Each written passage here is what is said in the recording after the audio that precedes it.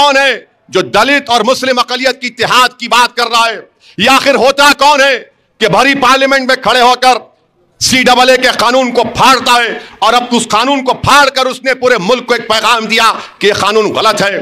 BJP को तकलीफ इस बात की है कि आखिर ये कौन है जिसके 2 MP हैं जो 3-3 मरतबा ट्रिपल तलाक के कानून को दलीलों के साथ उसकी धज्जियां उड़ा दिए। राहुल जो बोल रहे हैं ना कि हम पैसे लिए फुला लिए, राहुल गांधी तुम अमेठी लड़ो ना, मैं आता हूं वहां पे शेरवानी आती।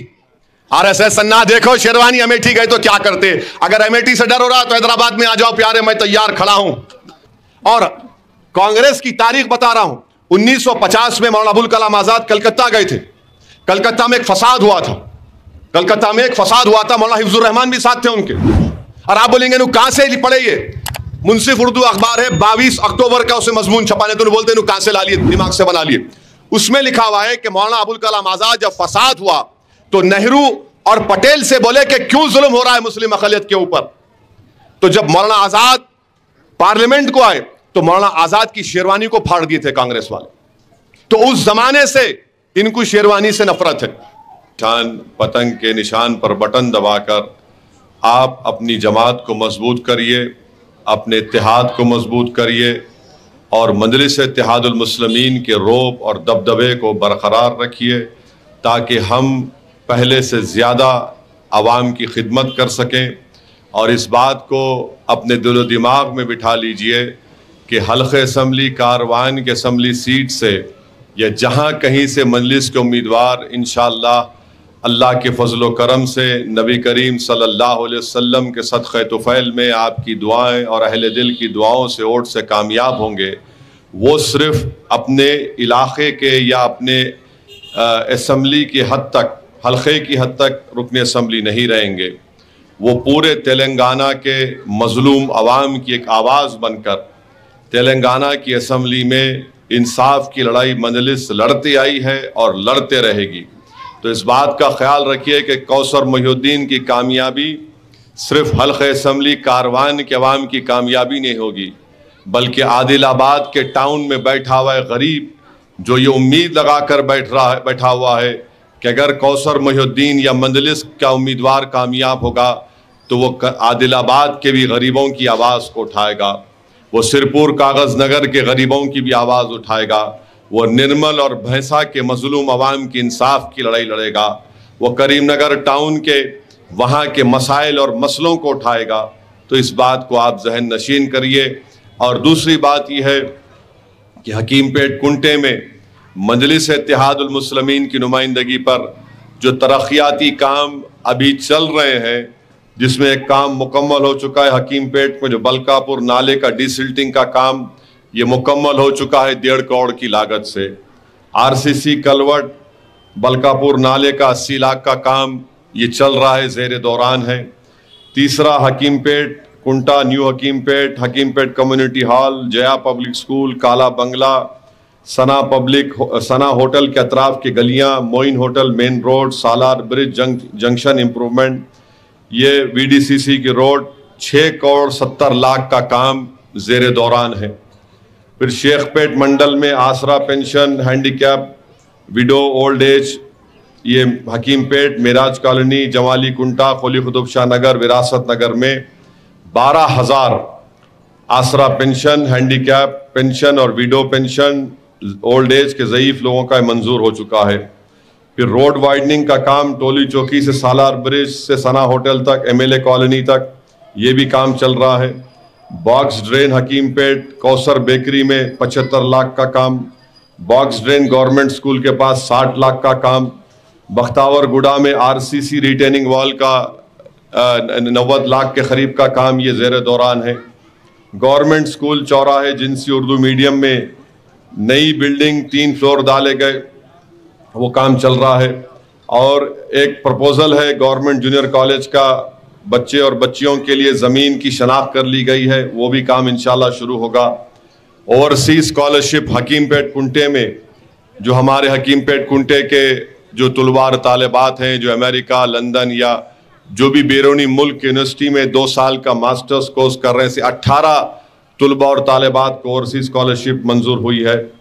फिर शादी मुबारक की स्कीम, कल्याण लक्ष्मी की स्कीम करीब 45 करोड़ की लागत से वो चेक दिए गए शादी मुबारक के, कल्याण लक्ष्मी स्कीम के। हकीमपेट कुंटा पार्क डेवलपमेंट का 2,80,000 से वो पार्क का डेवलपमेंट हुआ है। और फिर एक NP3 पाइपलाइन लकड़ी की टाल सना होटल से बाबा होटल रोड तक 90 लाख का काम चल रहा है। फूल की दुकान Moin hotel Apollo hospital road BDCC का रोड का काम 1 करोड़ 10 लाख की लागत से चल रहा है। रेती बौली में जो सिद्दीक नगर बलकापुर नाले का डायवर्जन का काम वो भी मंजूर हुआ। उसमें बड़ी मेहनत करना पड़ा, कौसर मोहिउद्दीन साहब को मिलिट्री वालों के पास जाना पड़ा, मैं भी थोड़ा बहुत उसमें लेटर लिख के दिया। तो 7 करोड़ की लागत का काम वो भी चल रहा है। और जब ये 7 करोड़ का काम बलकापुर नाला डायवर्जन का मुकम्मल होगा तो टोली चौकी के पास जब बारिश में आप देखते एक तालाब का मंजर पेश करता है, इंशाल्लाह वो डायवर्जन का नाले का काम जब हो जाएगा तो वो तकलीफ आपको नहीं होगी। तो ये मुख्तसर से तरक्याती कामों की फेहरिस्त मैं आपके सामने रखा हूँ। ये हमारी जिम्मेदारी है। अज़ान हो रही।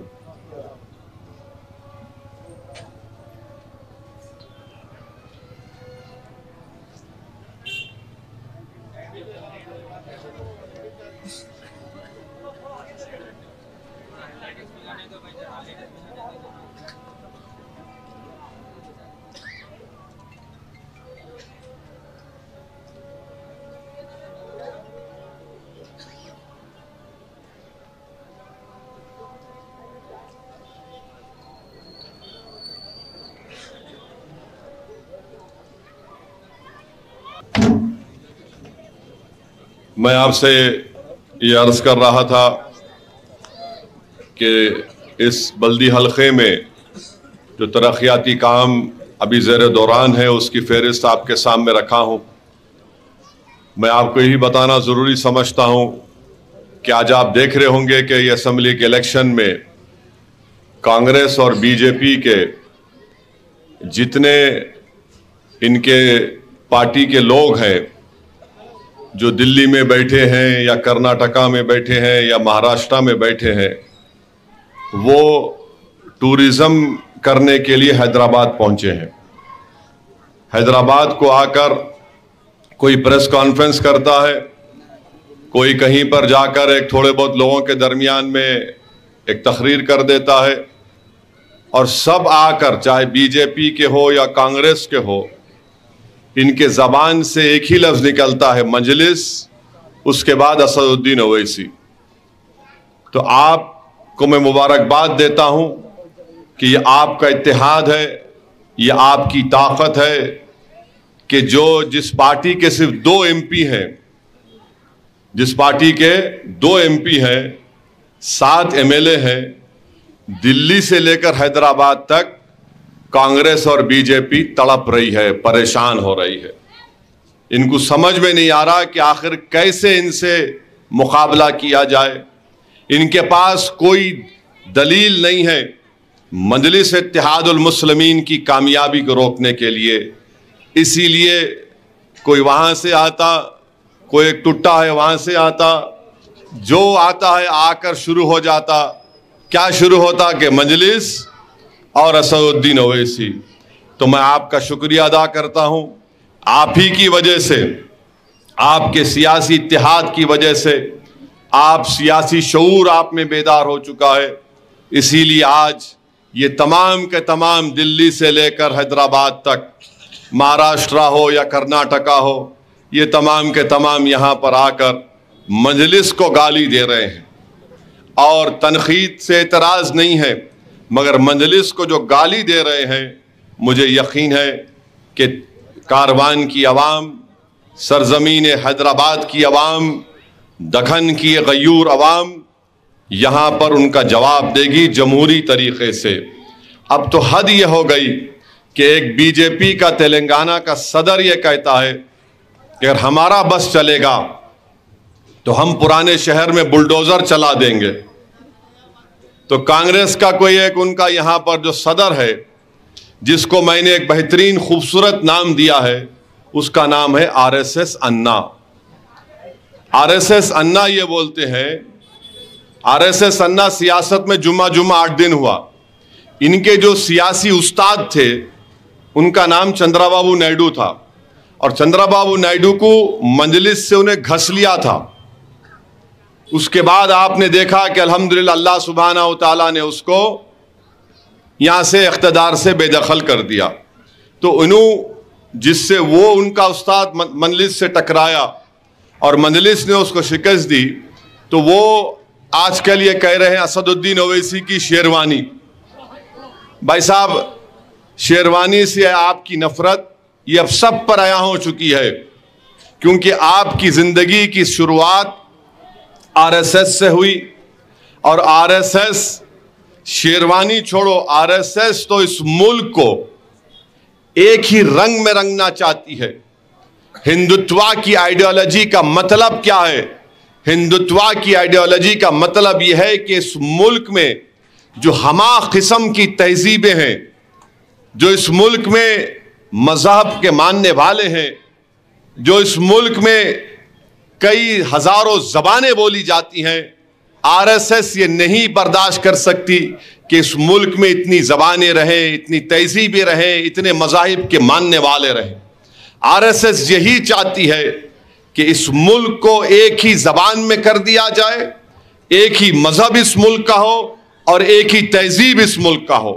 तो जब ये तीन चीजों को उनको हासिल करना है, तो आरएसएस शुरू से, अब से नहीं, बहुत पुराने 90 साल से आरएसएस हमेशा हमारे कपड़ों पर हमला करती। ये देखो, ये कुर्ता पैजामा पहन के जा रहा है, ये टोपी पहन कर जा रहा है, इसके चेहरे पर दाढ़ी है। तो ये इनकी जबान से, कांग्रेस के मौजूदा आरएसएस अन्ना की जबान से निकला, जो मुझे ताजुब नहीं है। मैं थोड़ा बहुत पढ़ा हूं आरएसएस के बारे में, और भी पढ़ रहा हूं। आप उनकी हर गुरु गोलवालकर की किताब बंच ऑफ थॉट्स पढ़ लीजिए, वी आर नेशनहुड डिफाइंड पढ़ लीजिए, पंडित दीनदयाल उपाध्याय की किताब उठाकर देख लीजिए, इनके सर संचालक के तकारीर को उठाकर देख लीजिए, अब्दुल गफूर नूरानी की किताब आरएसएस जो एक जामे किताब है वो पढ़कर देख लीजिए। इसमें यही लिखा गया है। हिंदुस्तान का, भारत का सबसे पहला एजुकेशन मिनिस्टर मौलाना आजाद शेरवानी पहनते थे। आप देख लो, ये नफरत उस जमाने से चली आ रही। और हिटलर भी उस वक्त के जर्मनी में जो 60 लाख यहूदियों को जो कत्ल किया था, कैसे कत्ल किया? उनके कपड़ों पर हमला किया पहले, फिर उसके बाद उनकी तहजीब पर हमला किया, उसके बाद उन पर जिस्मानी हमले शुरू हो गए। तो ये आरएसएस अन्ना हिटलर के पहले सीढ़ी पर कदम रख चुके हैं तेलंगाना में। तो मेरी आपसे गुजारिश है कि आप कांग्रेस के असली चेहरे को पहचानिए। बीजेपी और कांग्रेस में कोई फर्क नहीं है। इसीलिए मैंने कहा कि कांग्रेस आरएसएस की मां है, और हम एक नमाज के रुक चुके हैं, मैं तकरीर को जारी रखूंगा। और आरएसएस बीजेपी को कंट्रोल करती है। तो इन लोगों को आप पहचानिए, अपने वोट को जाय होने से बचाइए। मजलिस आपकी आवाज है। ये दोनों नहीं चाहते कि अक़लियतों की एक सियासी, मजबूत सियासी क़यादत रहे, क्योंकि कांग्रेस ये समझती है कि जिस दिन अक़लियतें अपनी सियासी क़यादत को मजबूत बनाते जाएंगे, तो कांग्रेस को डर लगता है कि हमारा क्या होगा, और बीजेपी को डर ये लगता है कि ये लोग जमहूरियत को मजबूत कर रहे हैं। तो इसीलिए दोनों एक जगह पर जमा होकर मजलिस की मुखालिफत में लगे हुए हैं। तो कोई ये बोलता, आप देख लो, अब अमित शाह आएंगे और वजीर आजम आएंगे, इनके मिनिस्टर आएंगे, मजलिस का राग पढ़ेंगे, मजलिस को गाली देंगे। अब कांग्रेस के तो इनके सदर साबिक़ा सदर राहुल आए, आकर ये बोले कि मजलिस पैसे लेती है। चलो थोड़ी देर के लिए मैं मान लिया तुम्हारी बात को। अगर ये पैमाना है इलेक्शन लड़ने का कि तुम्हारी अहमकाना सोच में यह बात पैदा हुई राहुल, तो फिर तुम अपनी पार्टी के सदर थे 2019 के लोकसभा के इंतखाबात में। तुम 500 से ज्यादा लोकसभा की सीट लड़े, तुम 50 सीट जीते। अगर तुम्हारी सोच के मुताबिक अगर मैं ये कह दूं कि तुमने कितने पैसे लिए मोदी के साथ, तुमने कितने पैसे लिए मोदी से बताओ। आप अमेठी का इलेक्शन हार गए स्मृति ईरानी के, मोहतरमा स्मृति ईरानी के खिलाफ, तो आपने कितने पैसे लिए। वायनाड क्यों जीते? क्योंकि वहां पर उस कॉन्स्टिट्यूएंसी में 30% से ज्यादा मुस्लिम अकलियत के वोट है और मुस्लिम लीग की वजह से जीते। तो ये इनका ये चेहरा है और आकर इल्जाम पे इल्जाम लगाते। मकसद एक ही है कि सरजमीन दखन से मजलिस इत्तेहादुल मुस्लिमीन के हमारे बुजुर्गों ने 65 साल की कुर्बानी और मेहनत की बुनियाद पर आज जमात को एक मुकाम दिलाया। और इन दोनों को नफरत है, बीजेपी को, कांग्रेस को। ये कौन है जो हिंदुस्तान के कोने कोने में जाकर मजलूमों को मुत्तहिद करने की कोशिश कर रहा है? ये कांग्रेस और बीजेपी को हमने एक्सपोज कर दिया कि यूएपीए का कानून बनाया गया और उस कानून के तहत इस मुल्क की जेलों में सबसे ज्यादा अगर है मुस्लिम नौजवान और दलित हैं, जो 3-3, 4-4 साल से उनको बेल नहीं हो रही। मजलिस ने उनको बता दिया कि तुमने कानून बनाया। तो इनको नफरत इस बात की है, अरे तुम लोग दोनों मिलकर बर्बाद हमको कर रहे हो। और अगर हैदराबाद की आवाम ने मुझे यह मौका दिया कि मैं गरीब और मजलूमों की आवाज उठाऊं, तो इनको पसंद नहीं आता। जब उत्तर प्रदेश में 2 मुल्जिमों को हथकड़ियों के साथ कोर्ट में लाया गया और अवाम कैमरों के सामने उनको कत्ल कर दिया गया, कोई नहीं बोला। हैदराबाद से असदुद्दीन ओवैसी उसकी मजम्मत किया तो इनको तकलीफ हो गई कि आखिर कौन है ये। बाबरी मस्जिद का फैसला आया, किसी की मुंह जबान नहीं खुल रही थी। मैंने कानून के दायरे में रहकर बाबरी मस्जिद के फैसले को कहा यह गलत फैसला है। बताओ, इसीलिए इनको तकलीफ महसूस होती है। और आज आप देखते हैं कि कांग्रेस आज हमको गाली देती है। मध्य प्रदेश में तो इलेक्शन हो गया, वहां का उनका कमलनाथ ये कहता है कि राजीव गांधी राम मंदिर की तामीर का जिम्मेदार है। आज ये बड़े दुम छल्ले कांग्रेस के, जिनका कोई वजूद नहीं है, बड़ी बड़ी बातें करते हैं। अरे तुम्हारा कमलनाथ कह रहा है कि ताले खोले गए। बताओ आप कि ताले कैसे खोले गए? मालूम आपको? अगर आप जज है, मैं आपको जज बनाता हूं, तो जज साहब का काम क्या है? दोनों को सुनना ना। जज साहब क्या किए कि बगैर मुस्लिम साइड को सुने। 1986 में, उस जमाने में कंप्यूटर नहीं था। आप लोग तवज्जो से सुन रहे ना? जब मुंडी हिलाओ, यूं करो। हाँ, तो जज साहब जो है दोनों साइड को बगैर सुने एक साइड को सुन लिए। अब आपका मुकदमा, आप दौड़े रहे जज साहब मैं भी हूं बोले नहीं होगा बस। उस जमाने में कंप्यूटर नहीं था। 5 मिनट में जज साहब जो है 26 पेज का ऑर्डर दे दिए, ताले खोलो। 5 मिनट में, कोई कंप्यूटर नहीं 86 में। और बाद में जज साहब अपनी किताब में लिखे, मैं जजमेंट इसलिए दिया, मैं 2 दिन से मेरे घर पे काला बंदर आके बैठ रहा था, मैं समझा प्रभु से इशारा हो गया।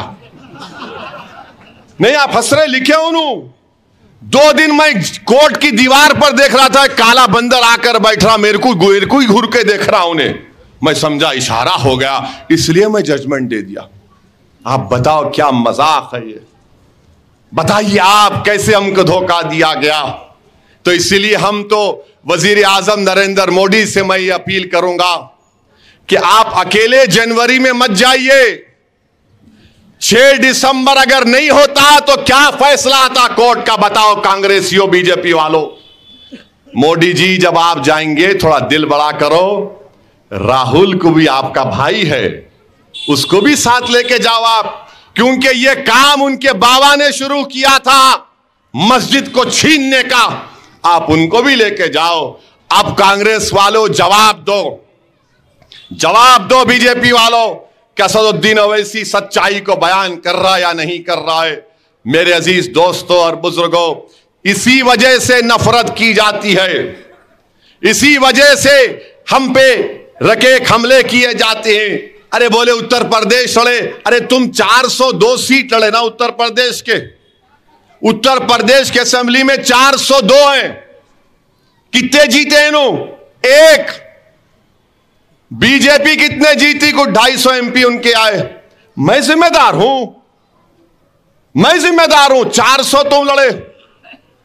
बिहार में हम 19 लड़े, 5 एमएलए जीते।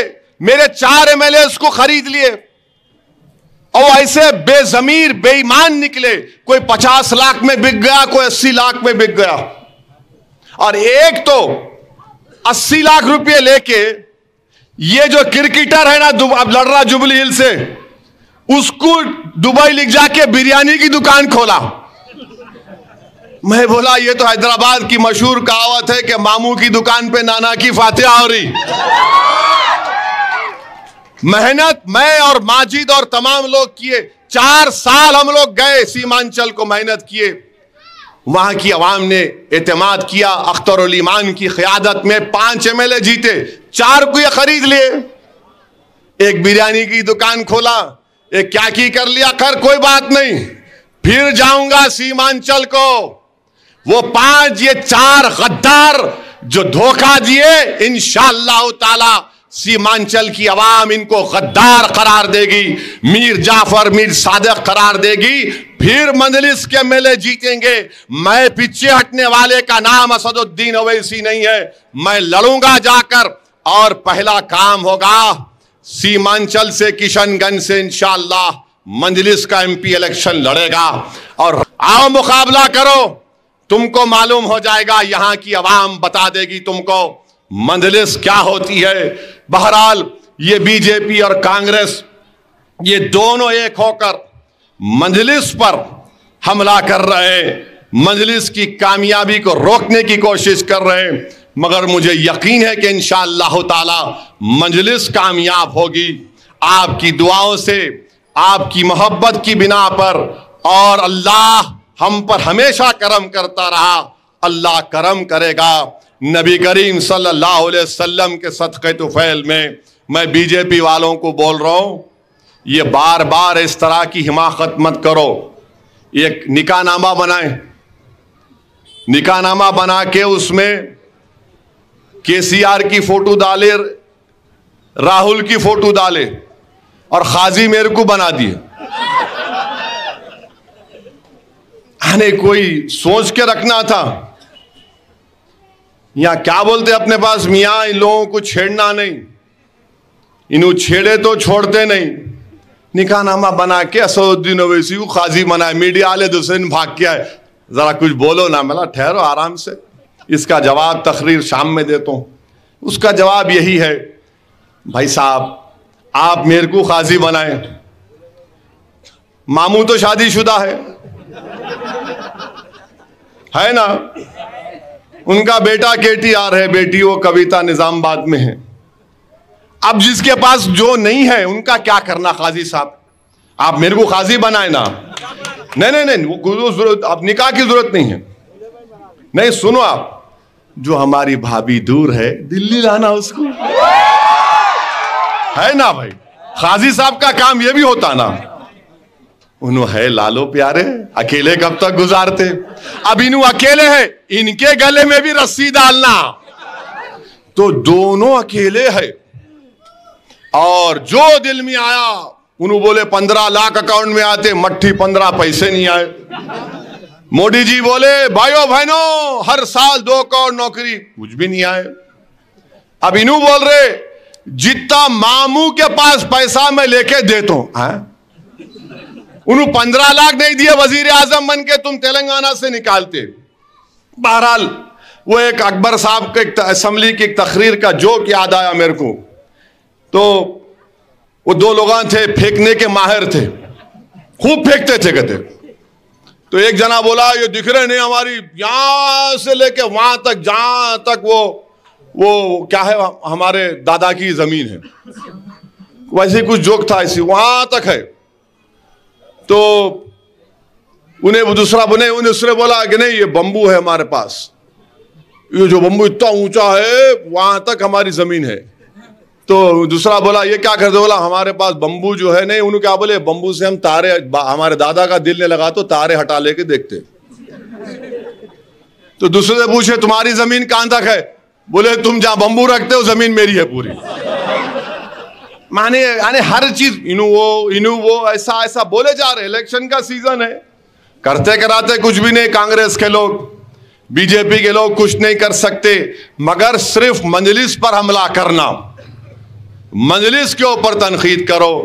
अरे भाई साहब, हम ये बड़े बड़े तूफानों का मुकाबला कर चुके हैं।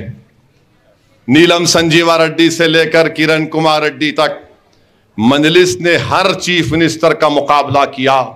ये अल्लाह का करम है कि अल्लाह ने तूफानों में इस चिराग को जला कर रखा है। अल्लाह का करम है कि बातिलों के तूफान में हमने इस चिराग को जला कर रखा है।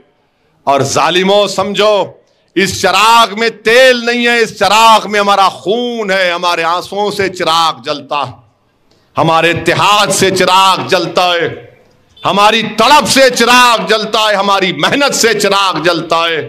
तुम अगर यह समझोगे कि तुम्हारे झूठे इल्जामात या तुम्हारी बकवास से चिराग कुछ होगा, अरे तुम जितना झूठ बोलोगे इस चिराग की रोशनी और बढ़ेगी। ये चिराग जिसको हमारे बुजुर्गों ने पुलिस एक्शन के बाद रोशन किया, अब इस चिराग की रोशनी बिहार, उत्तर प्रदेश में पहुंच रही है। और इंशाअल्लाह आने वाले दिनों में आप देखेंगे कि मजलिस को बहुत बड़ी कामयाबी मिलेगी मुल्क के कोने कोने में। ये हमारी उन कामयाबियों को रोकने के लिए हर आदमी यहां पर हैदराबाद को आ रहा है। तो आप फिक्र मत करिए, जो बोलते सुनिए। 28 तारीख तक एंटरटेनमेंट होने वाला है। 28 तारीख तक एक कॉमेडी शो होगा। इन्हों आएंगे कुछ बोलेंगे, उन्हों आएंगे कुछ बोलेंगे, मगर बहरहाल जिक्र तो दूल्हे भाई का होगा और किसी का नहीं होगा।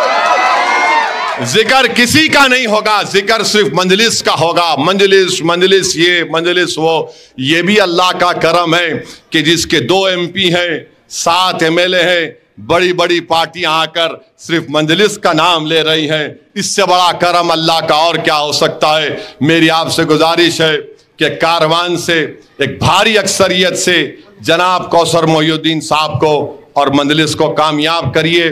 मेरी बुजुर्गों से अपील है कि आप सुबह सुबह अपने घर से रवाना होइए और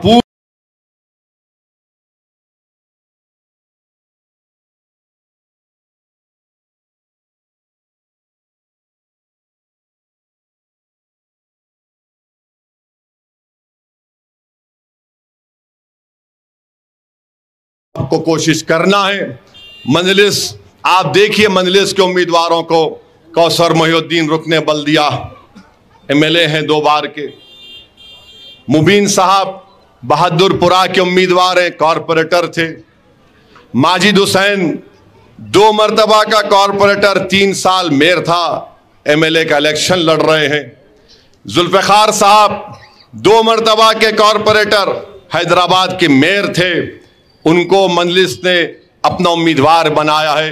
अहमद पाशा खादरी, मुमताज खान साहब कॉरपोरेटर थे, MLA बने। तो हमारे पास यही है कि लोग आगे बढ़ें, अवाम की खिदमत करें। मजलिस वो वाहिद पार्टी है जो टिकट अगर अपने लोगों को देती तो उनसे पैसे भी नहीं लेती। आप पूछ लो कौसर से, किसी से पूछ लो। मैं सिर्फ यही बोलता हूं कि टिकट हम दे रहे हैं, इलेक्शन आपको लड़ना है, हम पूरी मेहनत करेंगे। आपको मुझे कुछ देने की जरूरत नहीं है, बल्कि आप जीतने के बाद उस अवाम के दरमियान में रहो। उस अवाम जो तुमको भरोसा कर कर धूप में खड़े होकर भूखे रहकर वोट डालते, उनकी इस कुर्बानी को समझो। और 5